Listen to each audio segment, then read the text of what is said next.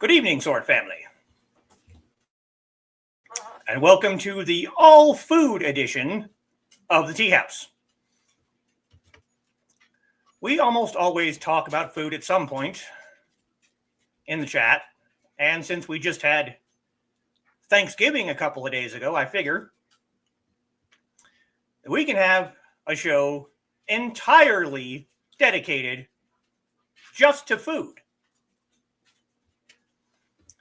Talk about some of the regional dishes, some of the staples in Chinese food cooking. And then we're going to end with some of my personal experiences with Chinese food and some of the thoughts of people about Chinese food. But first, as always, comments.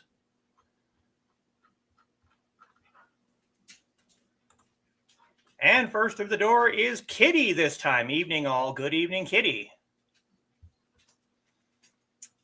And next is Joe Bachman, my one and only patron. Good evening, greeting Kitty, and good evening, Joe. And there is Foxy. Hey, hey, yes. Foxy's getting in there early today. Don't forget to like and share and all that stuff. Put that at the beginning this time. All right.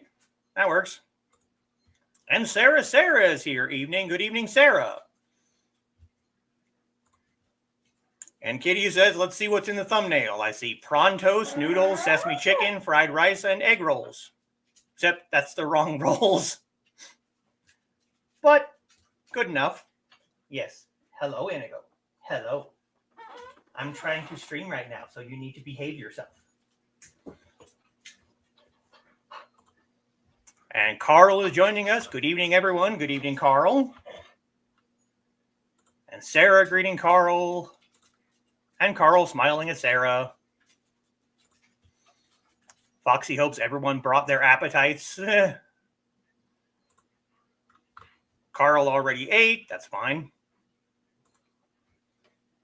Foxy says, probably wise. I had some mozzarella sticks a bit ago, so I'm not starving the whole time. Yeah. Apparently, Inigo does not like having dirty toes. He's in here cleaning his feet.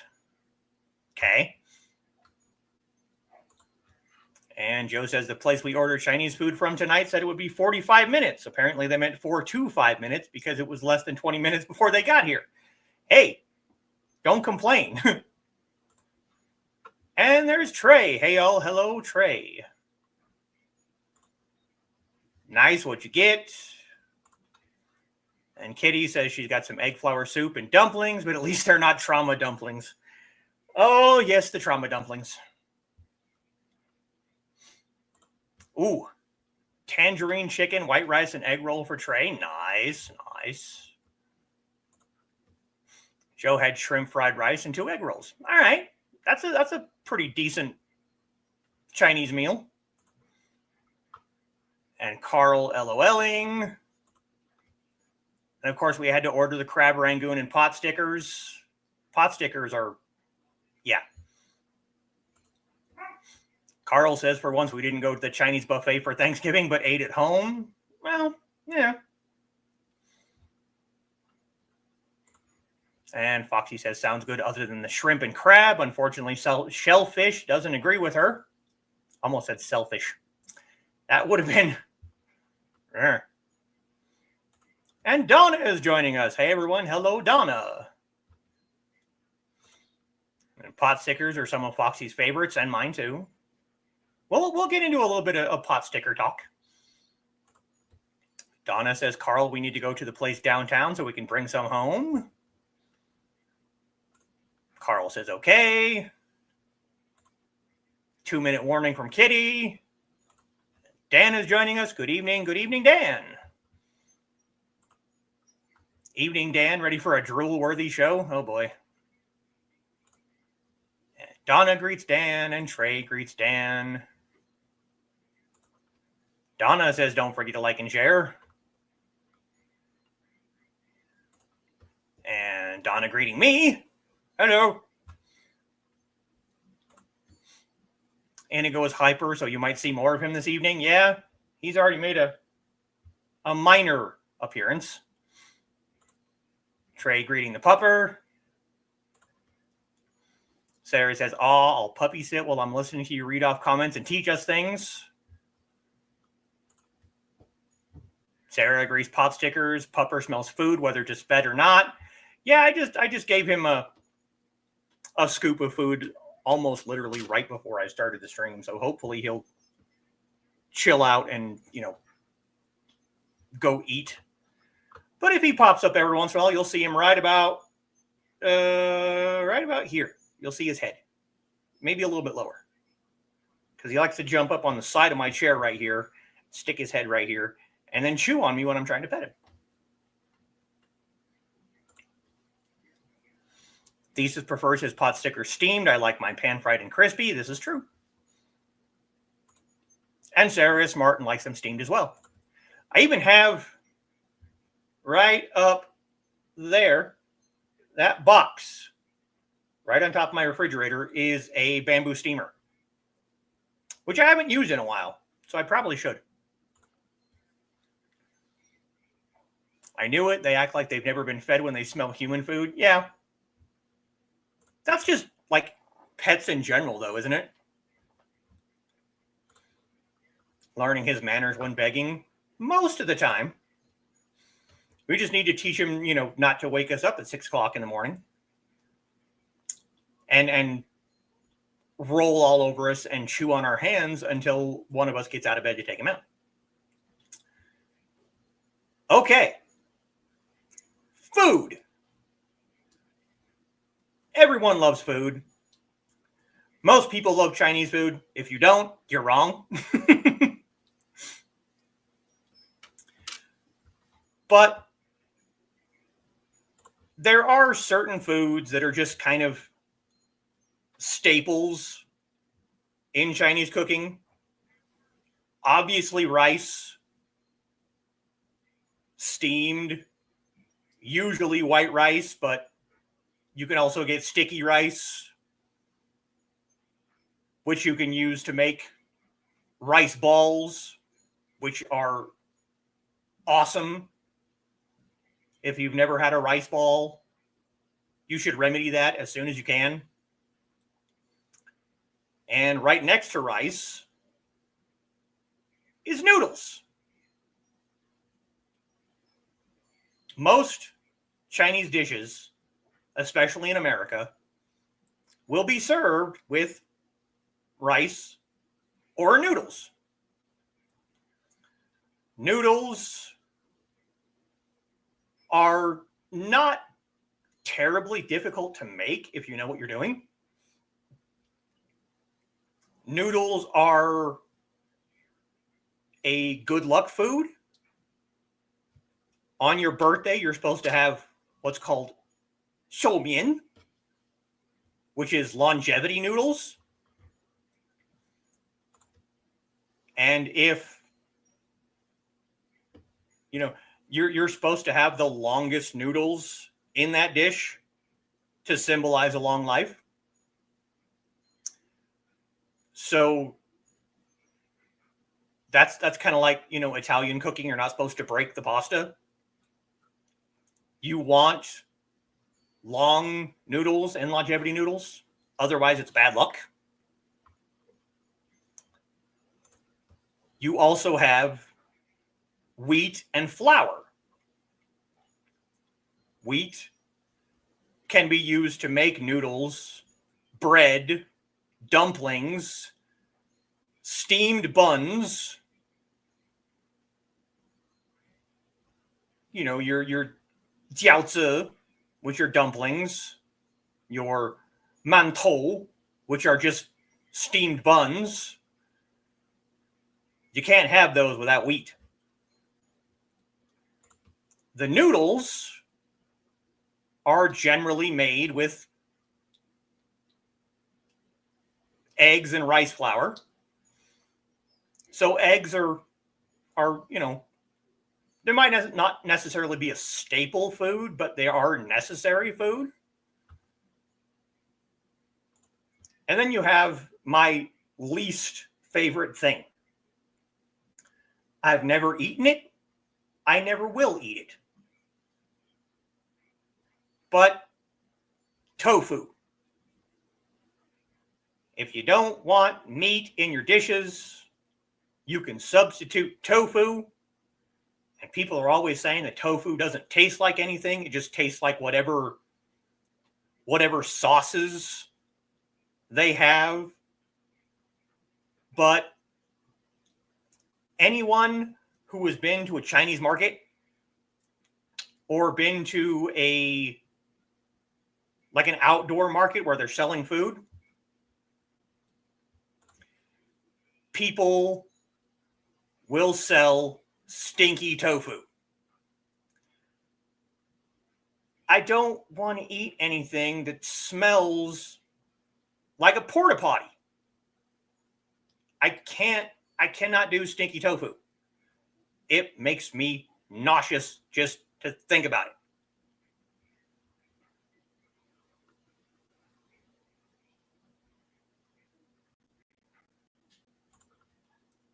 Sarah says it's just a ball of rice, or is there something inside that the rice is covering? That depends. That depends on what you order. You can have a sticky rice ball that's just rice, or you can have it with red bean paste or meat or vegetables. It really, really depends. And they are awesome. And noodles, you can pan fry them flat and make a noodle pancake. And then, drizzle teriyaki sauce or plum sauce. You can dip it in things. Noodle pancakes are pretty awesome too. And Foxy loves steamed buns. Yes. Sarah hates tofu. Good. Tastes like a bad aftertaste. Foxy had it in a couple of things. I could take it or leave it. One time, we went to a Japanese steakhouse when we were in Evanston, Wyoming. And they had this soup that was literally just broth and seaweed and tiny little cubes of tofu. And it wasn't terrible, but the tofu was just, it was weird.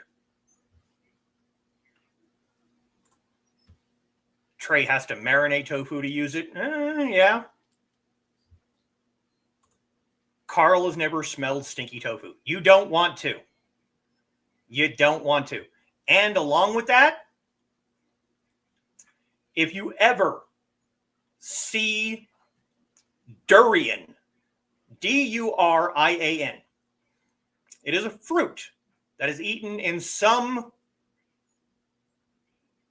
Asian countries.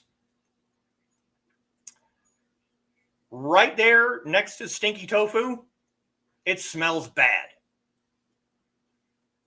I had someone describe to me that durian smells like if you farted into a sweaty gym sock and then hung it in front of your face. No, thank you. I'm not going to eat durian. I'm not going to eat stinky tofu. Just not going to do it. I don't care. Donna says this farmer's daughter loves her meat, especially red meat. Yes. Yes, miso soup. It was pretty good, actually. I also had tonkatsu there for the first time ever, and that was excellent.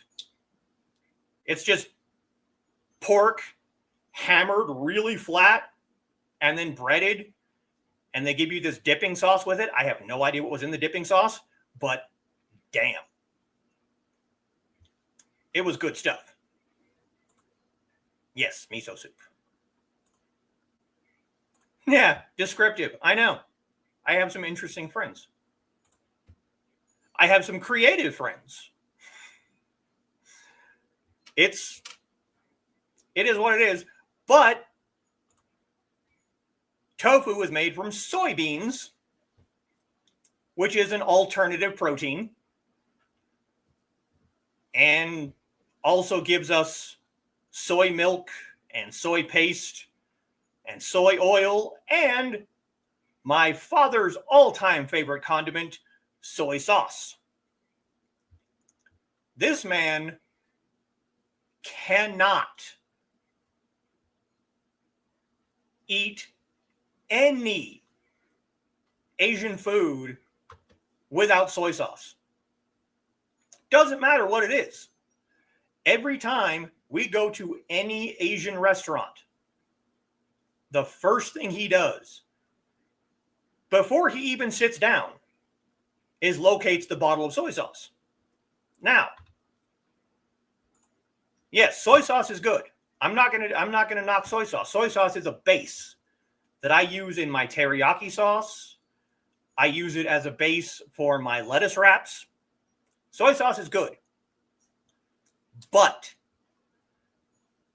he will not even taste the food that he orders. He will locate soy sauce.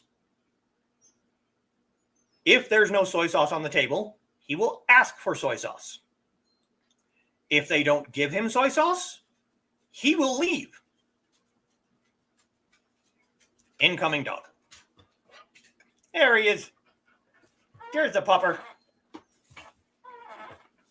Trying to chew on me.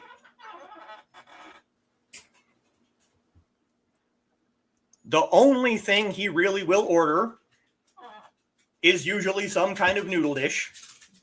Chow mein or, as long as it's noodles. And he won't even taste it. As soon as the food gets to him, he'll grab the bottle of soy sauce. And anyone who's been to a Chinese restaurant knows the small bottles of Kikkoman soy sauce, they're about that big.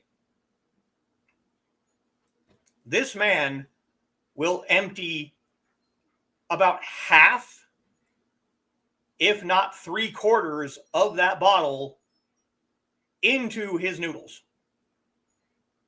Doesn't taste the food first. No, he has to have that much soy sauce. That is not good for a diabetic salt intake. This is bad.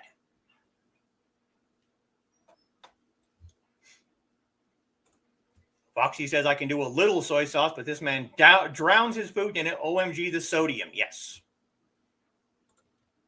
Joe says Kikkoman soy sauce can be a bit rough too. Yes. That's excessive. Yes. One of the things that I make that I am fairly proud of is a teriyaki stir fry. If I have enough time, I will make by hand most of it. I make the teriyaki sauce. I make the noodles. The meat is obviously pre-bought. The vegetables are obviously pre-bought. But if I have the time, I will buy chicken breasts, whole chicken breasts, or whole steak, cut them into strips or cut them into cubes. The people who have tried my stir fry have told me that they cannot go back to bottled teriyaki sauce after trying my sauce. I'm not bragging, but the people that have tried it have enjoyed it. This man, however, will go get the noodles. He'll get the meat. He'll get the vegetables. He'll pour some extra teriyaki sauce on top of the whole thing. And then, on top of that, he'll take the bottle of soy sauce and do this. He has not actually tasted my stir fry because he has to mix extra soy sauce into the dish. And anyone who has a recipe that they're really proud of knows that doing stuff like that, it tends to make the chef angry. And I am very angry when I see him do this. It's like there's already soy sauce in the teriyaki sauce. It was the base of the sauce. Why do you need more? You haven't even tasted the actual food. All you taste is soy sauce.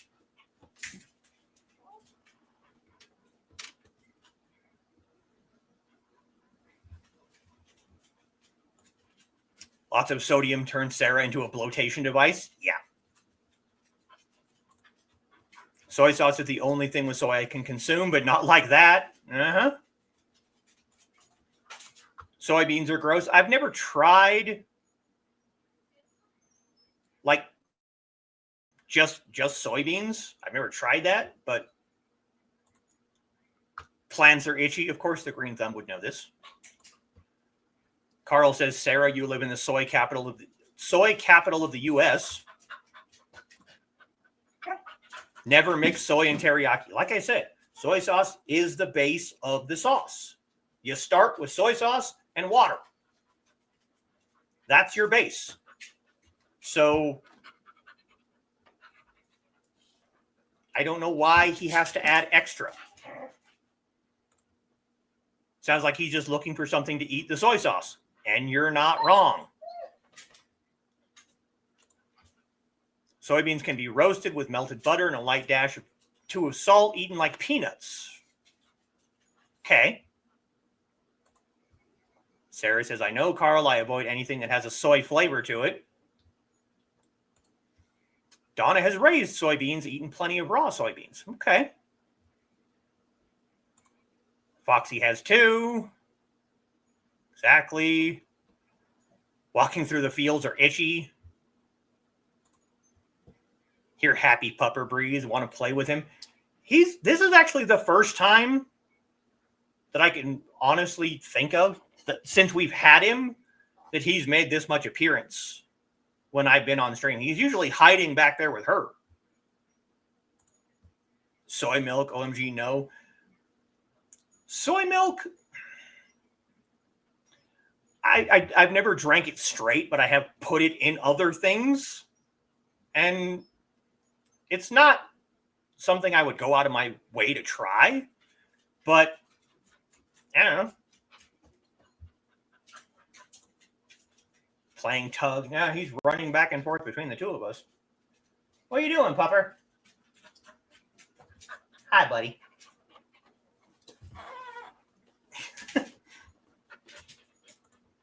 He just wants to play. Hey.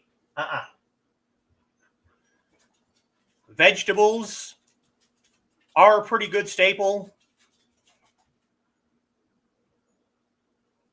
Bok choy, snow peas, broccoli, lotus roots, water chestnuts, bamboo shoots. All these things you can find in certain Chinese dishes. Mushrooms. It's, I'm not a big fan of a lot of vegetables in my food. I probably should eat more than I do, but They have tofu turkey. Yeah, tofurkey. Does he need a potty? He might, but he can hopefully wait another, half hour or so.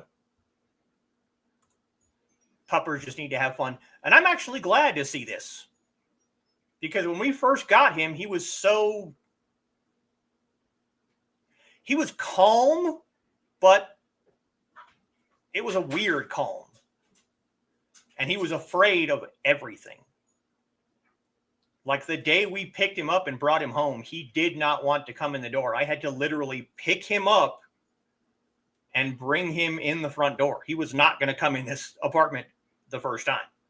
So seeing him play and seeing him get like a little rambunctious, that's good news. I like it. Probably will soon. He usually goes out right after stream. Sometimes before, but,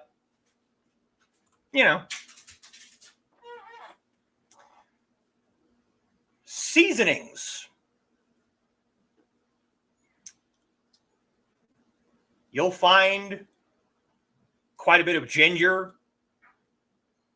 green onions, sesame seeds, cloves,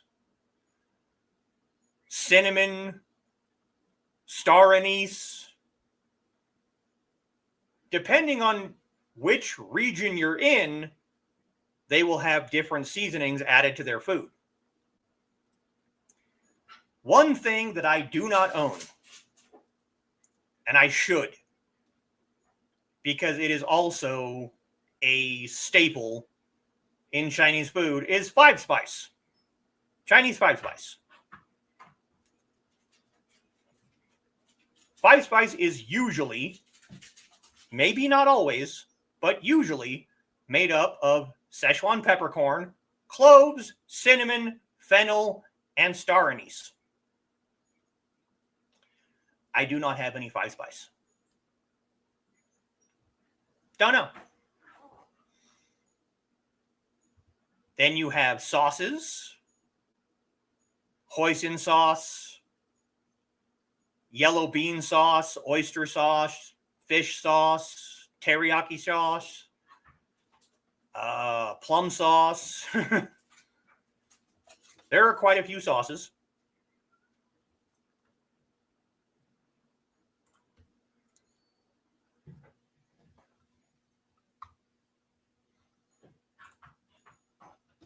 Just a thing I recognize. I'll take him out for you. Do you see how desperate I am for Doggo? We were like that after we lost the other one, so yeah. Time for fetch. I digress. No, it's fine. It's good. Yes. Star anise is literally a star-shaped, I think it's a pod.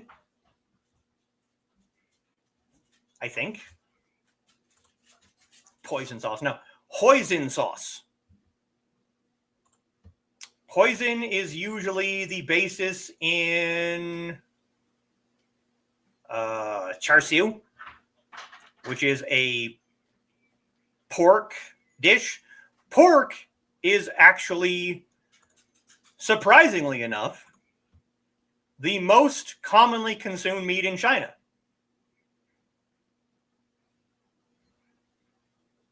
I think pork is first, beef is second, chicken is third. Well, it depends. It depends on region, but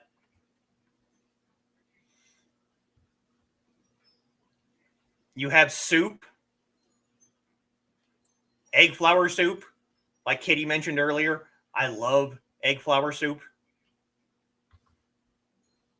Yeah, it's a seed pod. That's what I thought. Tastes like black licorice.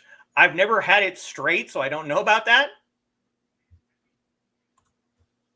Sarah needs to go out to the animal shelter and socialize and exercise some of the doggos. Trey is glad that they ate before the show. Yeah.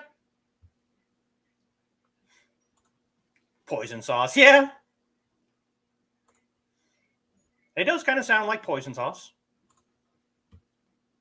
Sarah's laughing. Carl likes General Tso's, but he likes it spicy. Funny thing about that, actually, Carl. That's not a traditional Chinese dish. And neither is orange chicken.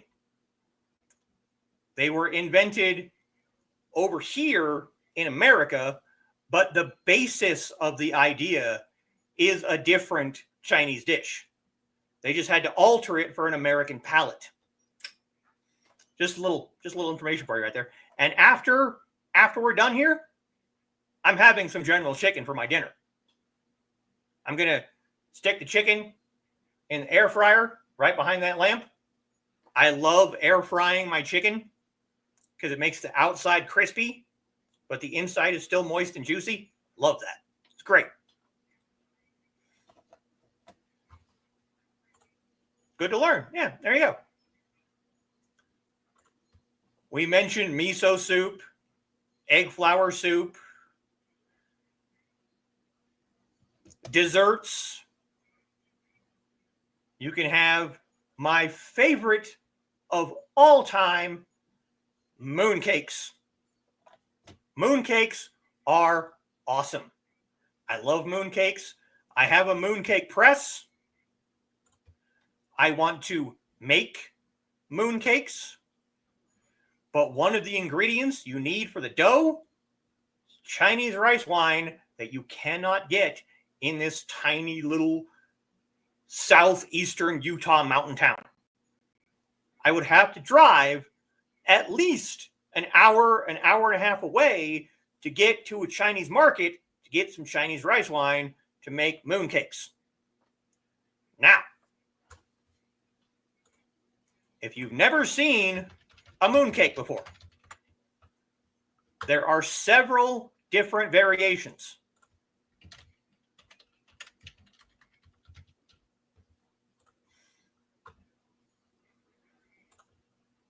You have your standard mooncake.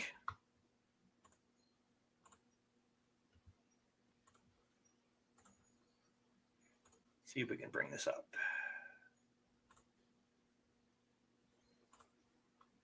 There we go. This is a mooncake. Outside dough. The inside of this one is lotus seed paste.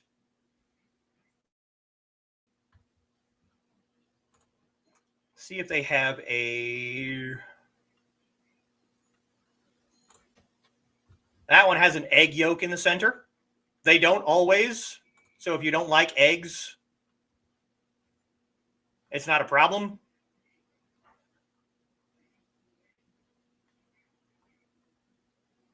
This one has duck eggs in the center. This one has nuts in it.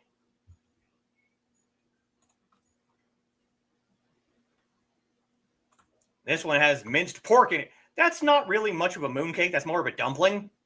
But that's a regional mooncake in, you can see, Suzhou. That's a jelly mooncake.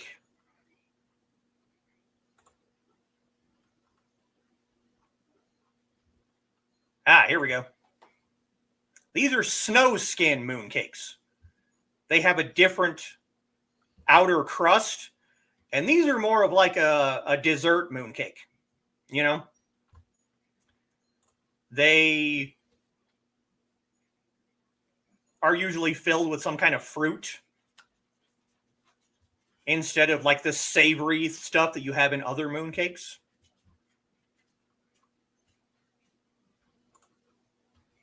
Sarah says it's the same with Mexican food. When I went to Mexico, it was way better than anything I've had here and doesn't hurt my stomach. We're going to get into something about that in a second. So, tikka masala was invented, I think, in Britain by Indian folks living there. That might be true. Went with locals, so got to go to the mom and pop places off the beaten path. In tourist areas in Mexico, I saw freaking Taco Bell. Yep. Sarah gets it, yeah. Little Debbie's is the only... I didn't know Little Debbie's had a mooncake. Huh. That looks way better. I would so try that. Yeah. Foxy likes duck eggs. Sarah's unsure of duck eggs. They make the best French toast. This is true. We actually got some duck eggs from a local person, made some French toast. Mwah! Best tasting French toast I've ever had. Never thought of using those. Most people are kind of almost want to go to Utah for a weekend. You'd be welcome. Might just be called a mooncake, but something very different. Okay.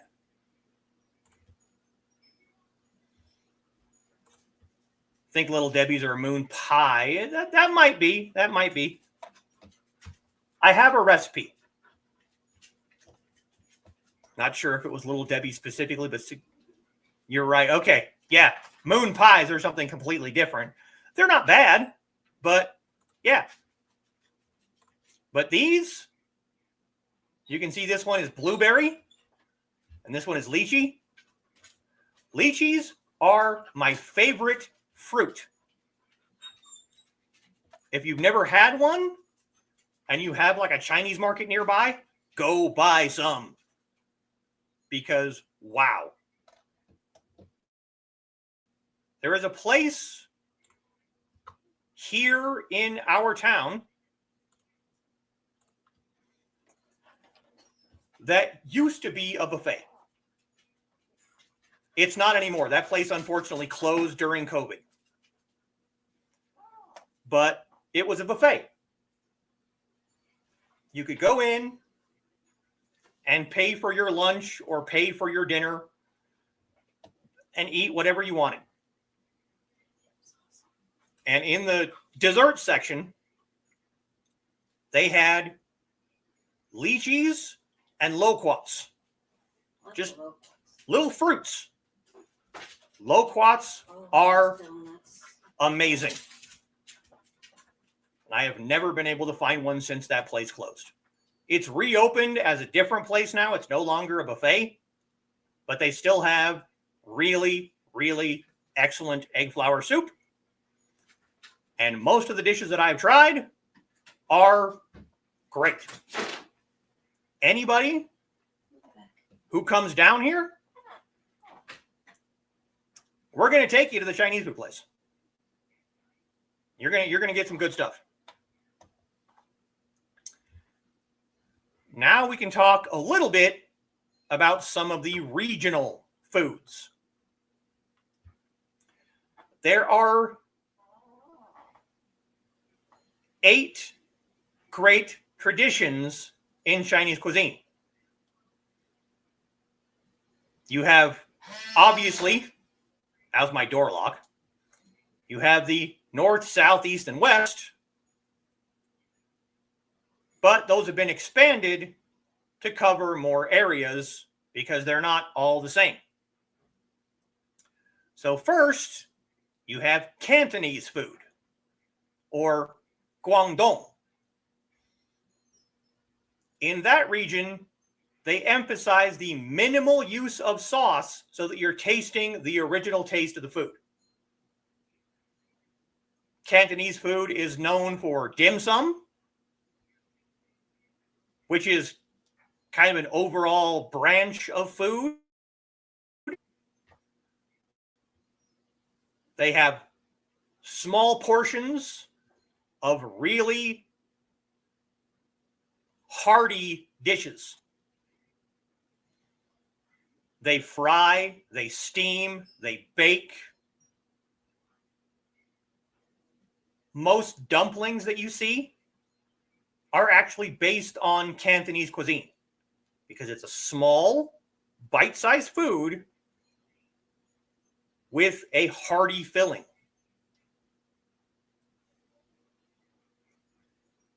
A lot of your porridges, stir-fried vegetables, this is all Cantonese. It's all Guangdong. Next you have Sichuan, which is known for bold, spicy food. They use a lot of chili peppers and Szechuan peppercorns. Then you have Anhui cuisine, which is from the mountain regions in China. And because it's a mountain region, you don't have a lot of seafood, but you have a lot of herbs and vegetables, bamboos, mushrooms. Then you have Shandong cuisine, which comes out of the royal families in the Ming and Qing. So it's going to be a lot of rich foods. There's lots of seafood. There's lots of broth. Then you have Fujian food. And Fujian region is coastal.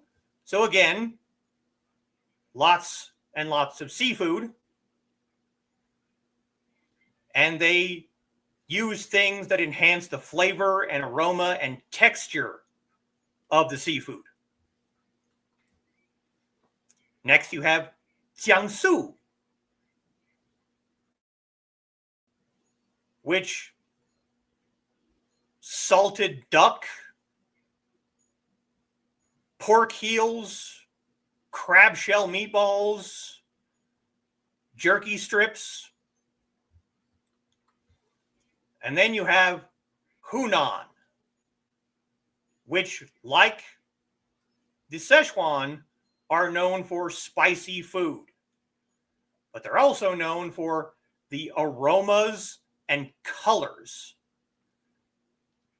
The place that we had down here originally, long time ago, I'm talking like 20 years ago when this place first opened, it was called Hunan Village. And they served a lot of Hunan food. Hunan cuisine is lots of steaming, stews, rice noodles. And in Western Hunan, they like sour foods. Pickling. There's the door lock again. Pickling is popular in Hunan.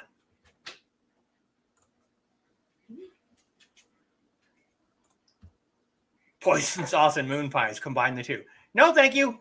I don't want to have a moon pie in poison sauce. I would not. No. There you go with the spicy, yes. Carl likes Hunan. That does not surprise me. If you like General's chicken, Hunan and Szechuan are going to be your bread and butter right there. That place was called Hunan Village. I love that place. And when it first opened, it was in a small spot. It was a small corner building right next to one of our grocery stores, which was kind of odd, but, whatever. And last but not least, you have Zhejiang food. And most of Zhejiang food is not greasy. They want to have fresh food that's really mellow. So, freshwater fish, lots of bamboo shoots and water chestnuts, stuff like that.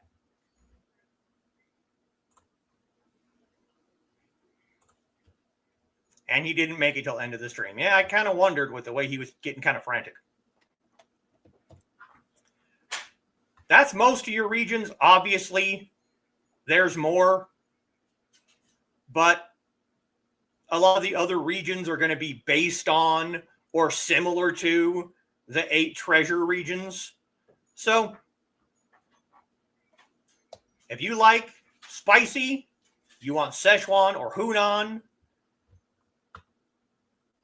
If you want mellow, you want Zhejiang. If you want seafood, Fujian is good. If you want vegetables and herbs, you want Anhui. If you want small, bite-sized, hearty food, you want Guangdong.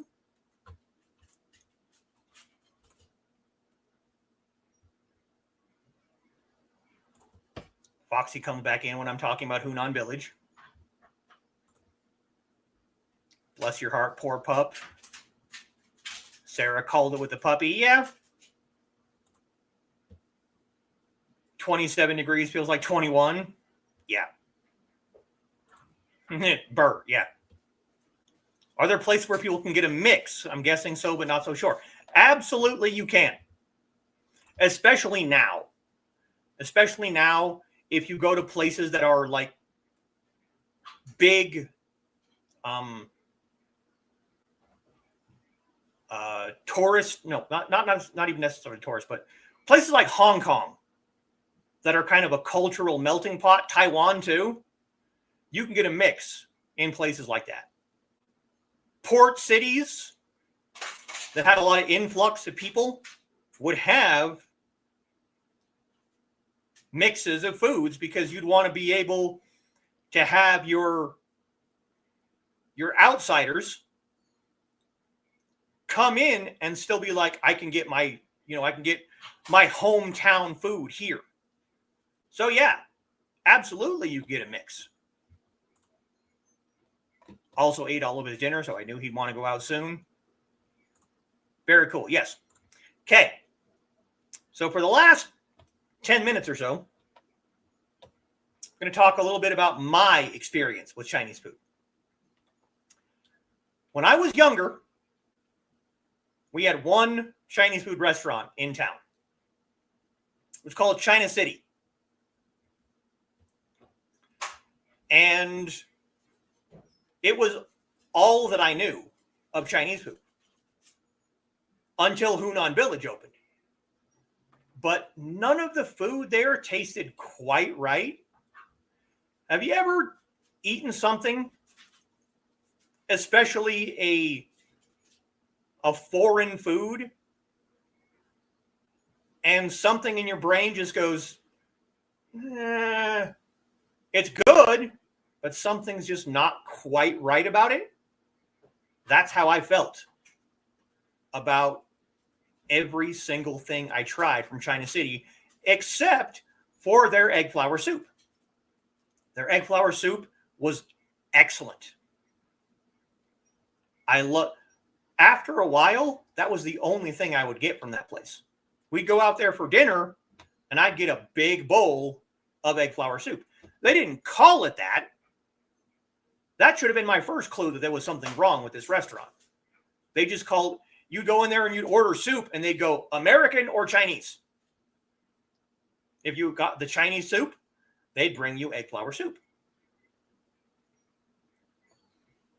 If you got American soup, they'd bring you a variety of different things depending on the day. But the Chinese soup was always egg flour soup or egg drop soup. Makes total sense now that you're saying it, that, and encourage people to go to the places they like the food the most. Yes. Back to fetch to keep him from eating me? Well, you know there's something not quite right, but you can't pinpoint it. Exactly. Now, I was younger then, but to me, when they brought you that bowl of soup, it looked gigantic. This is not an exaggeration. The bowl was this big, about that tall. So to a 7, 8, 9-year-old kid, they bring you this bowl, and you're just like, wow. That became the only thing I ate there. And then Hunan Village opened. And as soon as Hunan Village opened, a lot of people stopped going to China City because they were getting authentic Chinese food. Now, how do I know that it was authentic? When I first went to Hunan Village, the hostess was Chinese. The waitresses were all Chinese. If you sat in the back had a wall that it shared with the kitchen. You could hear the chefs talking. They were speaking Chinese. This was a Chinese food restaurant. So a lot of people stopped going to China City. So China City reworked their menu to try and start cooking things that they had at Hunan Village. The only problem is, and I'm not going to put too fine of a point on this, at China City, they sucked. They were bad. After I went to Hunan Village several times with friends, my parents wanted to go out to China City. Excuse me for a second. I realize I've been talking for almost an hour without having any of my tea.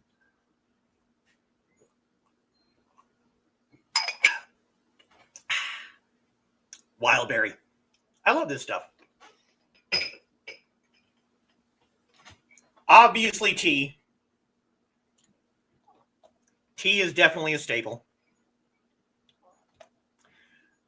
But yeah, we went back to China City. And I noticed their menu, they had lots of things on there that they never had before. And it was stuff that Hunan Village had on their menu. So I thought, let's give this a shot. So I picked something at China City that I had recently at Hunan Village. I had the orange beef. Now, how can you screw up orange beef? It's Americanized Chinese food, strips of steak, orange sauce. How can they screw this up? Excuse me. They did. When the plate came out, had a plate, piles of meat, bowl of white rice beside the meat. Before Hunan Village opened, they never did this. They put the plate, white rice, then the meat on top of that. When Hunan Village opened, Hunan Village would serve you rice beside your meat so that you could mix as you wanted. So China City did that. The plate, the meat on the plate looked like dog food. It did not look appetizing. But because I was out with my parents and they were paying for the meal, I tried it. The meat was burnt and crispy on the ends and soft in the middle. The orange sauce is sour. It's, orange sauce. It's sour, but this was the only thing I can compare it to is Warheads. Like that level of sour to the point that it actually hurts your tongue. So I would take the smallest pieces of meat I could find, pick them up with my chopsticks, because yes, I can use chopsticks. You're damn right I can use chopsticks. I'd pick the meat up, I'd put it in the bowl with the rice, I would envelop that tiny piece of meat in as much rice as possible and eat it. So that the rice would try and cushion that a little bit. I was still only able to eat maybe a quarter of the meat, and the rest of it was all rice. And anyone who has eaten rice knows that rice expands in your stomach. So you get full faster. So yeah. And China City is now closed. They closed years ago. They needed competition. Yes, they did. Ew. Uh-huh. If they could do it right, they did not do it right. The face I'm making, Trey says, right now should not be humanly possible. Like Chinese prison food. You're not wrong.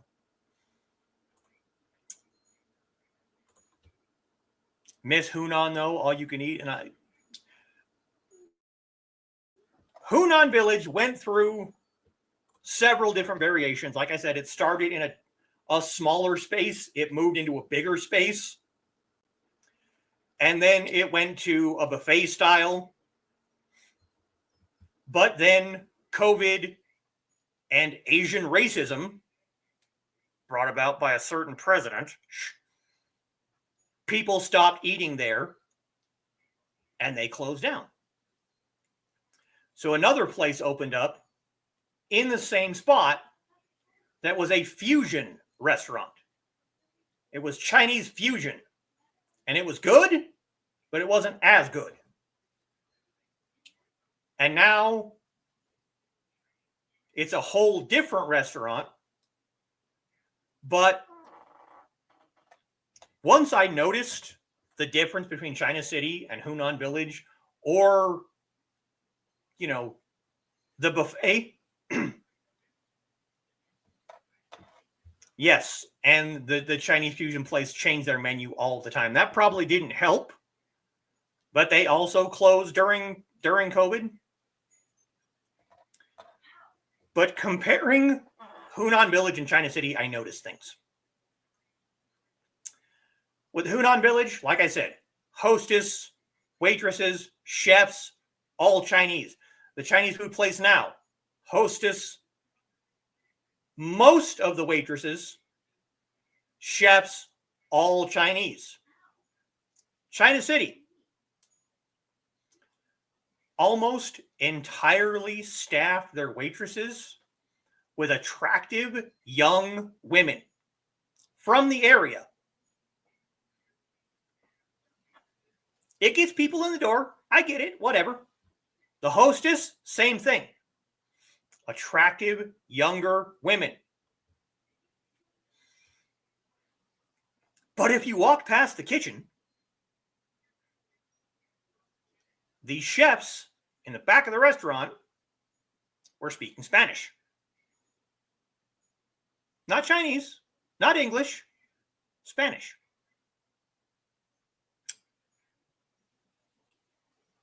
I'm not saying anything against Spanish cuisine. I love Spanish cuisine. But Spanish people cooking Chinese food, it doesn't work.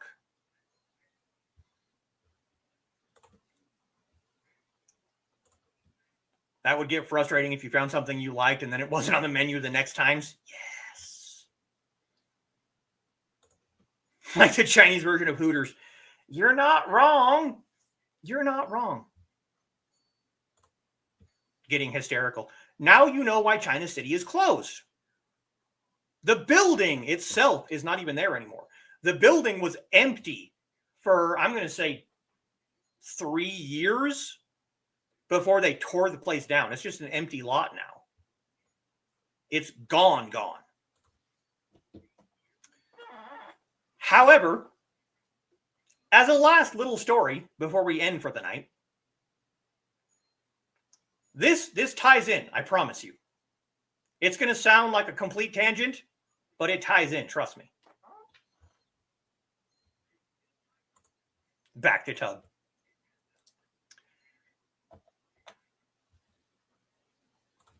So bad they literally leveled it? Yeah.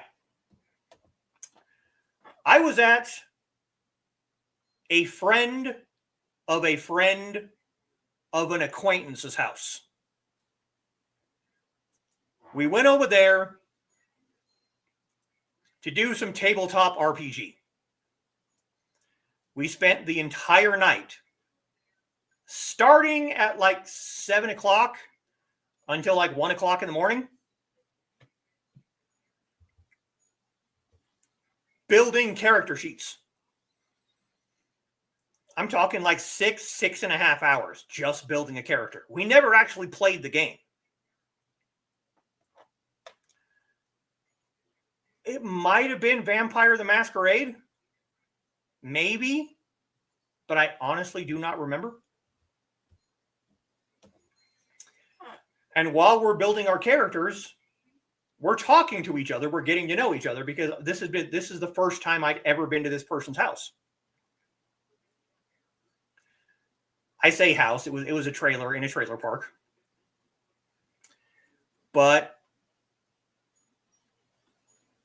we're talking. We're getting to know each other. And I mentioned that story that I talked about earlier about going to China City and getting the orange beef. And the guy whose house I was at goes, well, actually, yes, he actually did the whole, well, actually pushing the glasses up on his nose thing. He actually did the thing. But he goes, well, actually, I found that China City is actually more traditional food than Hunan Village. And I just kind of looked at him for a minute and he goes, no, it's true. Because when I went on my mission in China, that's the kind of food they served us, the kind of stuff they have at China City. And I was there as a guest, so I did not say what I was thinking. But what I was thinking is, yes, they served you Americanized, crappy Chinese food because you were the white guy in their house and they didn't want to offend you by serving you the good stuff.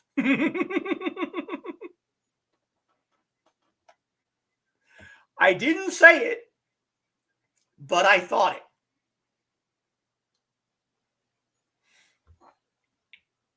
Last couple comments here. Trey says, I like the place we go to when there's a lull, which is seldom. They'll sit at a table in the back watching TV, snapping pea pods and chatting in Chinese. Don't know what dialect. It feels homey. That was Hunan Village. Except I knew they were speaking Mandarin because I was able to converse with them a little bit.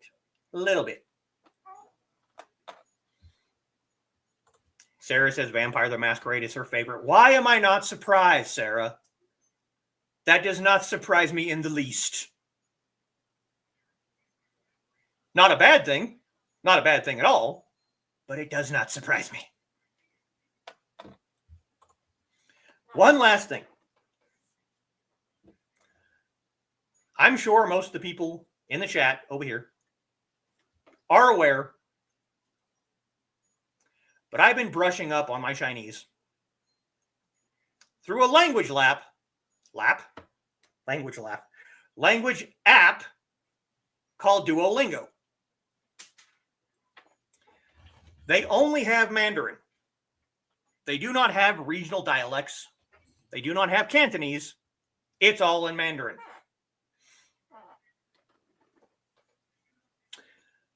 One of the lessons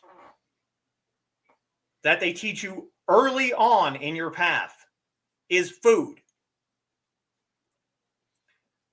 If you're going to learn a language, start with food.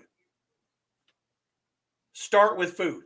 Because if you're going to be going to another country, the things that you're going to want most is food, shelter, and a bathroom. So those three things should be the first thing you learn in any language.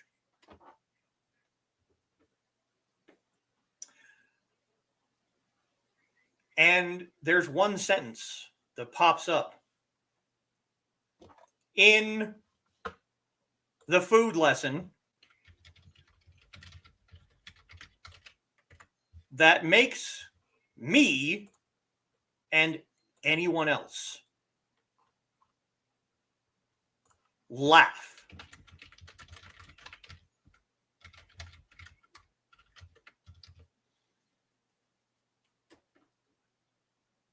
And you'll understand in a second. But the sentence that pops up is 我也不喜欢吃米饭和馒头.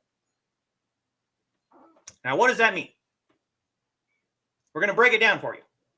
我 is me or I. It's a personal pronoun. 也 means also or to. 不喜欢 means don't like. 吃 means to eat. 米饭 is rice. And 面条 is noodles.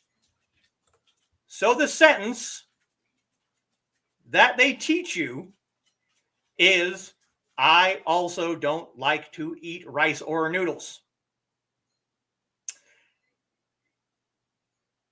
And the first time that this came up,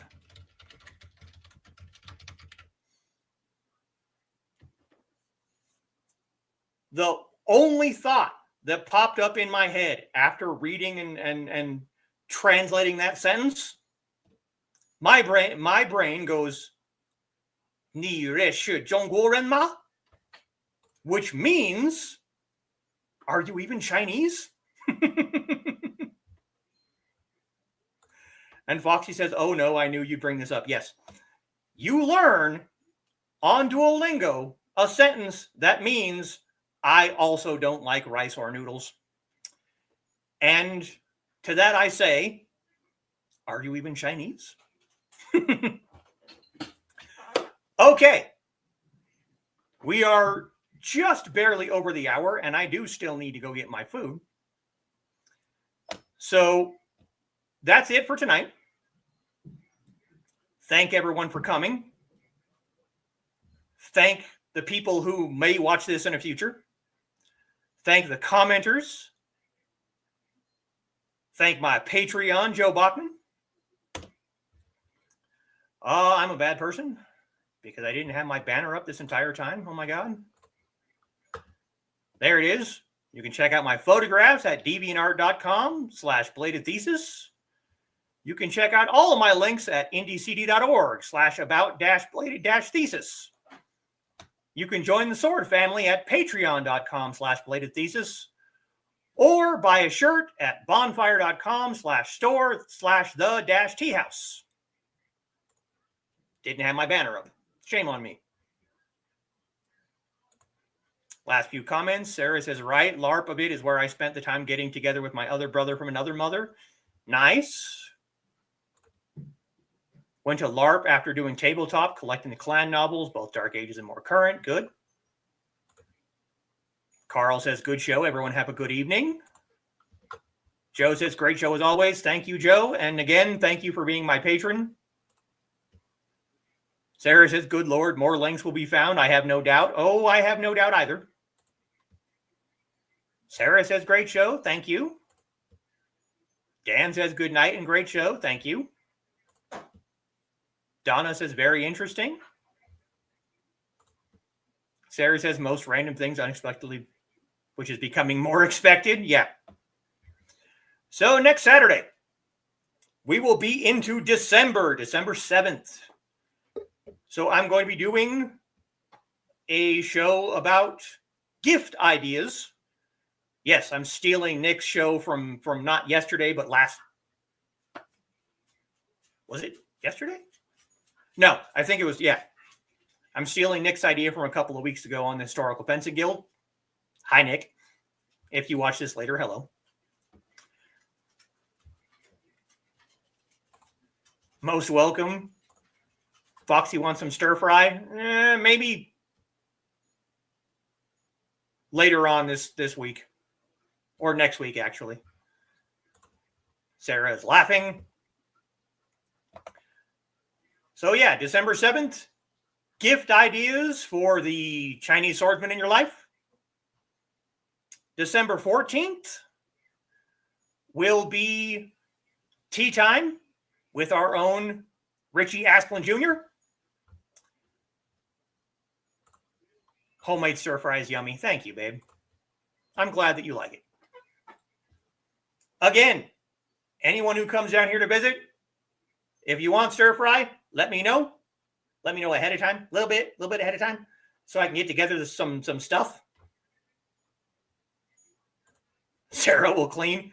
Yeah, that's not going to happen, but I appreciate the thought. After December 14th, the last 2 streams of December, I have no idea what I'm doing.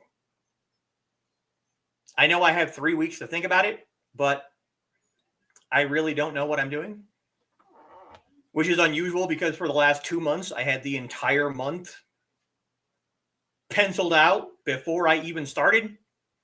So if you guys have any ideas of things you want me to talk about, you can get a hold of me on Facebook. You can get a hold of me on Instagram or Threads. I have the same